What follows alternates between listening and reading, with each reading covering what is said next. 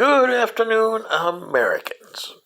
This is your favorite alien, and today, on Monday, January 16th, 2023, it's MLK Day, so it's a holiday. But today's commentary is going to be on an interesting situation, speaking as an alien from another planet that you guys have. Your channel here, the Sci-Fi channel, you guys know it, is premiering a program on February 1st called The Ark, which is an interesting premise program if they do it right. It's been done wrong before, and by the ways, you guys at the Sci-Fi channel, that's not new, that's old, very old too. Okay, it just wasn't done right before. And for you Americans who don't realize, the Ark is a recreation of a program done by the Canadians in the early 1970s. The program's name was Starlost. And by the previews that you see from the Ark, it seems to be a recreation of Starlost. I hope the people that are doing the Ark do a much better job on the Ark than the Canadians did on Starlost. Starlost was a interesting show with disastrous effects. They started out where the creator of the show wanted to do 24 episodes and then, go there and do the 23, and if they didn't want more than 24, then 24 would have been the last episode. But there was a lot of problems. Part of the problems was it was what you call soft sci-fi special effects in the early 1970s. Remember, Canadians operated under the British type special effects, and they weren't as good as Jerry Anderson's special effect at the time with UFO and his marionette series of Captain Scarlet and the Thunderbirds. Yeah. But UFO had some interesting special effects for the early 70s. Unfortunately, the Canadians didn't have that, so their special effects were awful. Yeah. But the program had merit. I mean, and you had some pretty good guys in there. And the premise of the program is the same as the premise of Ark, from what I've seen on the Sci-Fi trailer here, where the spaceship is launched from Earth. They didn't say why yet, so maybe we'll find out on the first episode on February 1st. And what year it was launched and all this other stuff. But the same thing happened over there. The people who ran the ship, well, they died, for an accident. Yeah, same thing happened in Starlost. Now in Starlost, the ship's name was Earth.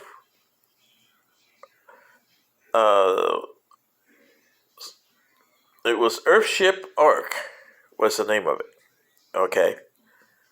And this one's just the Ark. And the premise that they did in Starlost by the Canadians was that it was launched in the year 2285 because the Earth had developed a very cataclysmic event, and the people were rioting all over the place, and the scientists and the nations of what was left, I guess, decided to build this huge ark.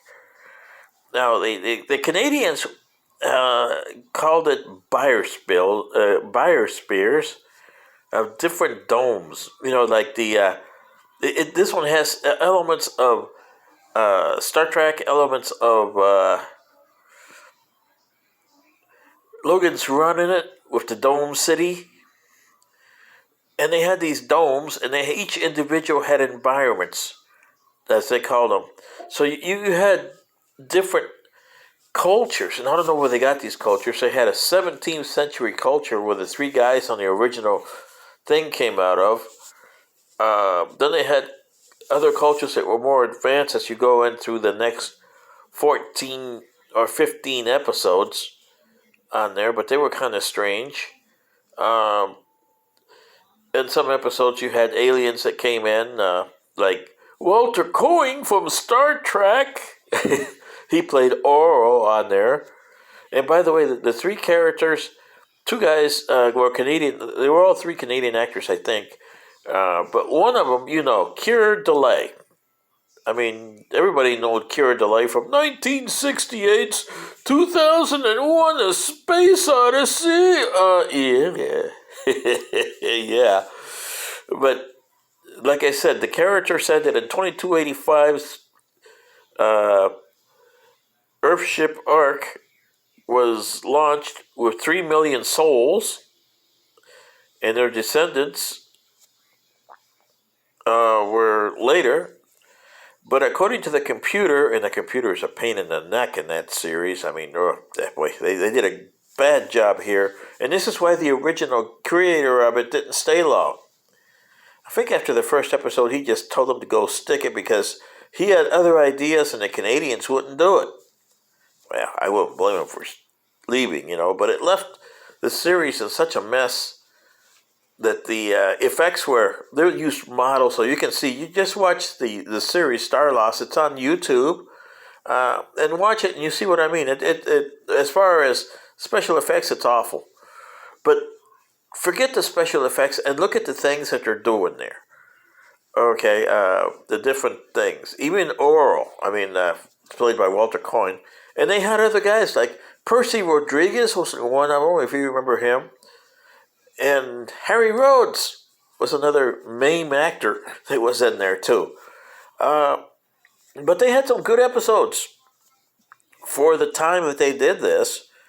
And the reason it went 16 was because they couldn't get the budget. They couldn't get the Canadians. Didn't have people that wanted to back this thing. And they could have. And they could have really outshined Star Trek way ahead of its time. Because this is after 1969.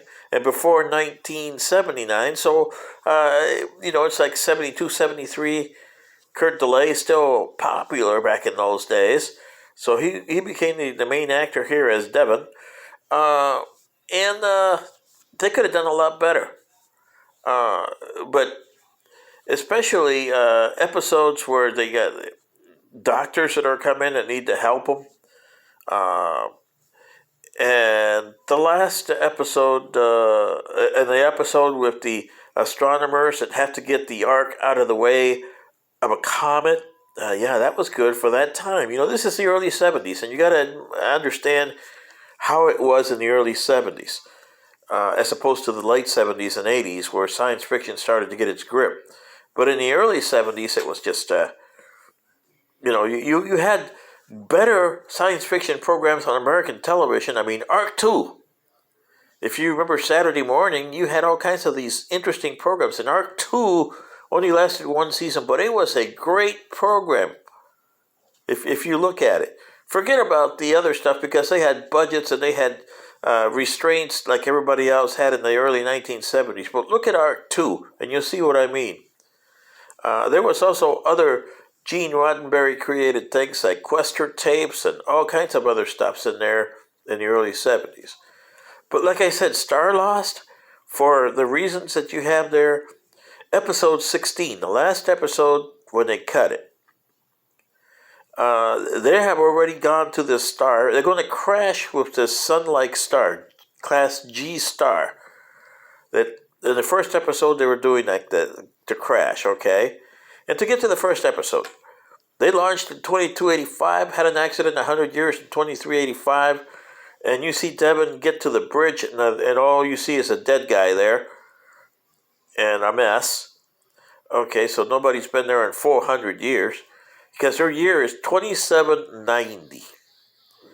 Now, with the arc that they're doing on the Sci-Fi Channel, and it's American-based, I'm assuming, I want to see, what year they're going to launch this arc. how long have they been out there when they determined that the guys have been dead, and now they got to figure a way to uh, get themselves out of that predicament, and which planet they're going to go to, what star do they want to go to, because you have to go through a star that's similar to the sun, unless you want to try to go to Proxima Centauri and see if you can live on a dwarf star. That should be interesting. See what kind of people they got over there, huh? Yeah, well, uh, well, this one, this is 800 years later. They didn't say how far from Earth they've been on Starlost. They never said that. Uh, and the episode number 16. And I'll leave you with this, Americans, and you can look at this program on YouTube and give me your idea of what it is. Like I said, it's awful on its basic special effects, but the scientific part is interesting. And Kerr DeLay and the other two guys do a okay job of acting, okay? And the last episode is when they meet one of the Dome guys, who is the precinct police in charge of the Ark's policing there. But he also is in touch with this star system, which has 4 or 5 planets that are humanoid based and have Earth type things there.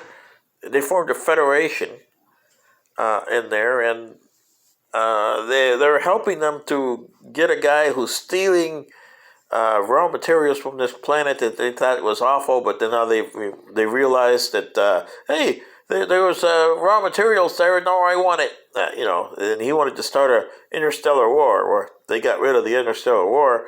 But the way they left it was that there was a good relations between the Federation and the Star Police of Starship Earthship Ark. So the Earthship Ark's got to do something with the descendants of the 3 million people that are in the biospheres.